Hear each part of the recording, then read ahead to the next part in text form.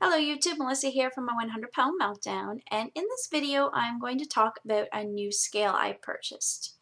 It's called the Omron Full Body Sensor Body Composition Monitor and Scale. A big mouthful. And basically it looks like this.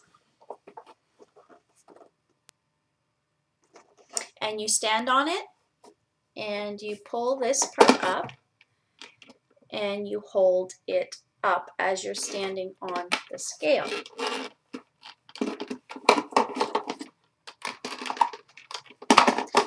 I'm going to link a commercial video down below that you can kind of see what this scale is. But basically I want to read right from this manual what this scale measures. And the reason why I had decided to buy it, because I've talked a lot about how I want to know beyond just the number on the scale. Beyond just that total weight number, I want to know what my body is comprised of.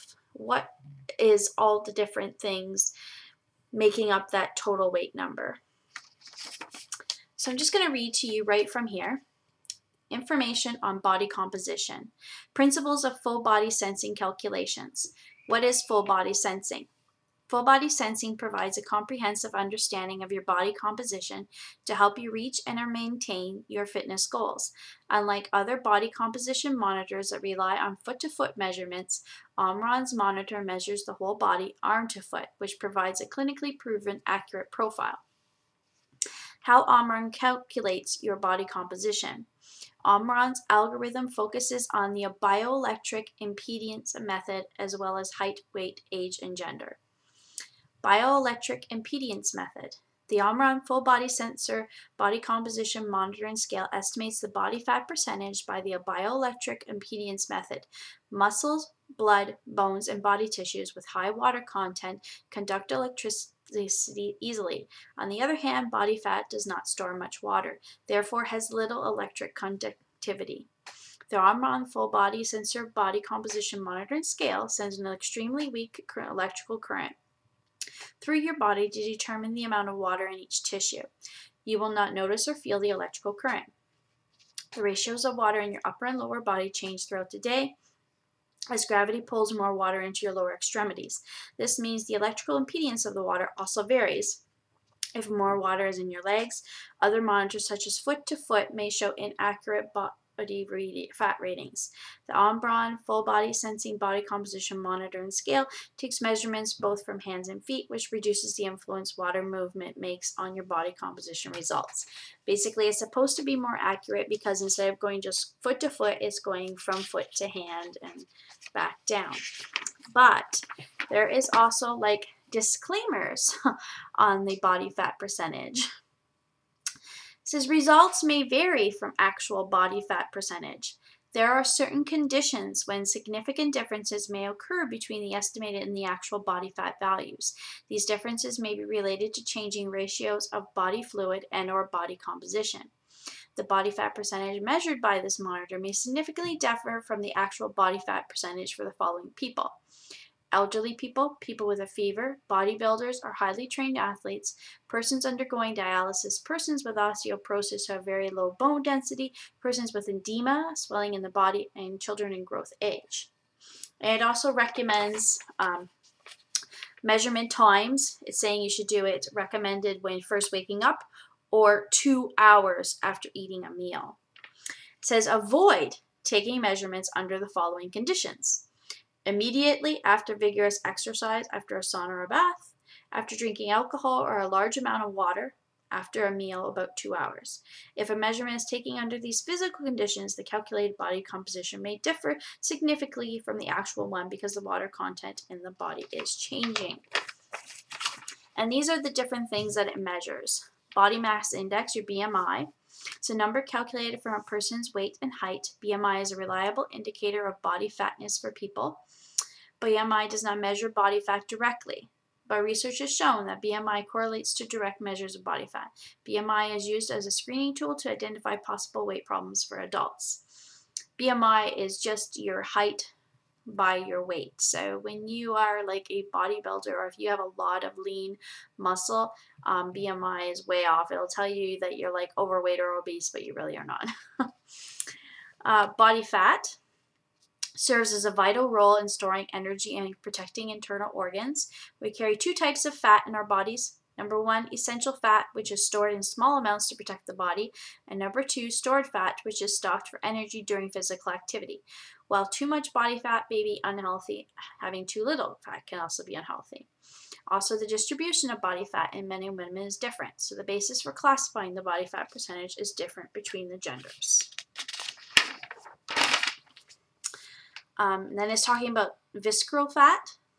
Visceral fat is found in the abdomen and surrounding vital organs. Is different from fat found directly underneath the skin, which is referred to as subcutaneous fats. I don't think I pronounced that very well. Visceral fat can go largely unnoticed because it's not visible to the naked eye. One way visceral fat can be seen is through an MRI, which I seen losing it with Rebecca. She had an MRI image on her Facebook, and it was really cool to see that. Too much visceral fat is thought to be closely linked to increased levels of fat in the bloodstream, which may lead to conditions such as high cholesterol, heart disease, and type 2 diabetes. In order to prevent or improve these conditions, it's important to try to reduce the amount of visceral fat levels to an acceptable level. The other thing it measures is resting metabolism, which can also be referred to as your BMR, your basal metabolic rate. Regardless of your activity level, a minimum level of caloric intake is required to sustain the body's everyday functions, known as the resting metabolism. This indicates how many calories you need to ingest in order to provide enough energy for your body to function. 60 to 70% of daily energy is used for resting metabolism. The total amount of energy used by your body in a typical day is as follows. Your resting metabolism, energy required to maintain vital functions. Daily activity metabolism, energy used for daily activities such as commuting to work, household chores, hobbies, etc. And diet-induced thermogenesis, energy emitted after eating a meal. The ratio of this is 60 to 70% for resting metabolism, 20 to 30% for daily activity, and 10% for diet-induced thermogenesis. This means that the resting metabolism accounts for most of your daily energy consumption. If our daily caloric intake exceeds the amount of energy required for these activities, the additional calories can be stored as fat. And then your skeletal muscle. Skeletal muscle is a type of muscle that we can see and feel when you work out. So this is the muscle that I'm feeling. This is a kind of a number that I really would like to know. When you work out to increase muscle mass, skeletal muscle is being exercised. Skeletal muscles attach to the skeleton and come in pairs. One muscle to move the bone in one direction, another to move it back the other way. Increasing skeletal muscle will increase your body's energy requirements. The more muscle you have, the more calories your body will burn. Building skeletal muscle can prevent rebound weight gain. The maintenance and increase of skeletal muscle is closely linked to resting metabolic rate. So that is a number that I want to see increase. Definitely. I want to see that number keep going up as I am doing my strength training and increasing my skeletal muscle.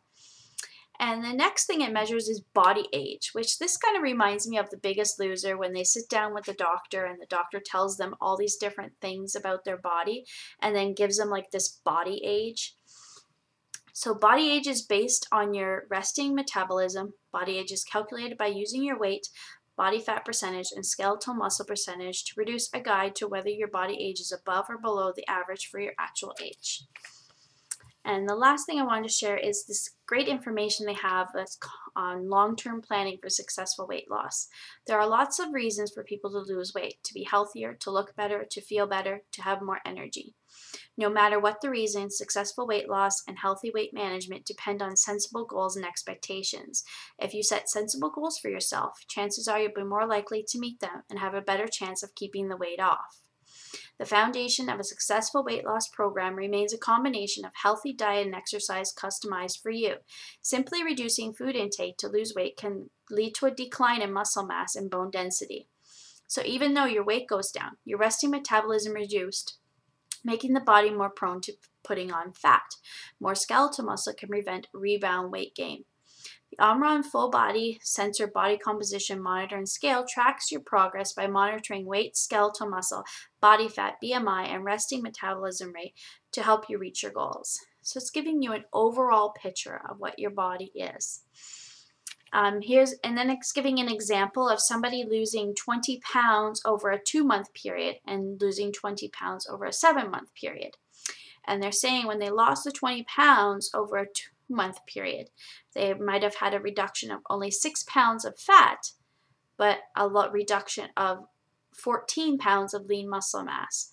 So their body fat percentage starting their diet was 36%.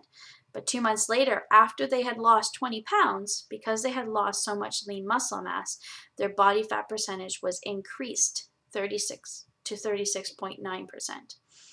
Whereas if they'd done the 20 pounds over the 7 months, their fat reduction was 18 pounds and their lean muscle mass reduction was 2 pounds. So their body fat percentage went from 36% to 28.3%.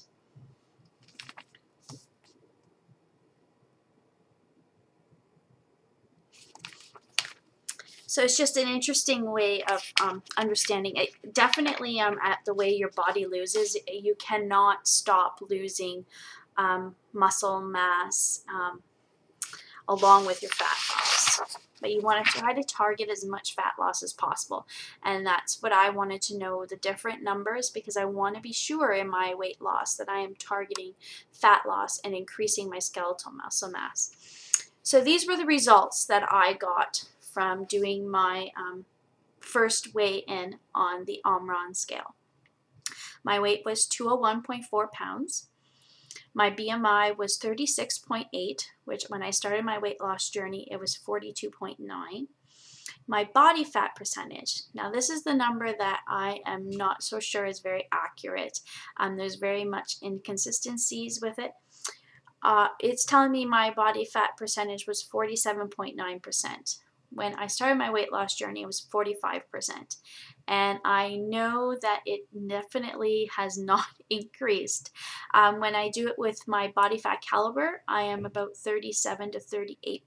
So there's a big inconsistency there. So it's hard to say, what exactly my body fat percentage is. Skeletal muscle percentage, 23.7%. That's the number I want to see go up. One of the numbers I want to see go up. My resting metabolism is 1,606 calories. So I should never eat below that because my body needs that much calories to function. It's another number that I want to see go up. Definitely want to see my metabolism speeding up and burning more calories. Body age. Kind of feel like was on Wii Fit when I saw this age, and it tells me that my body age is 62. Ooh, I'm currently 33, so 62 is a definitely great jump. Want to see that number go way down. And visceral fat level is 9, which I was surprised by that number. That is apparently within a normal range, and I would have expected that to be a high number since I am definitely overweight. But it's an interesting scale. It gives you a lot of different things. The only number I find that's really kind of inconsistent is the body fat percentage. I'm going to keep doing the scale. I'm going to keep seeing the numbers change. It's not a scale that the numbers are going to change daily. I don't even think the numbers will change too much from week to week, but it's going to be interesting to see it from month to month on my weight loss journey to see how those things change. So I'll be talking to you soon. Bye.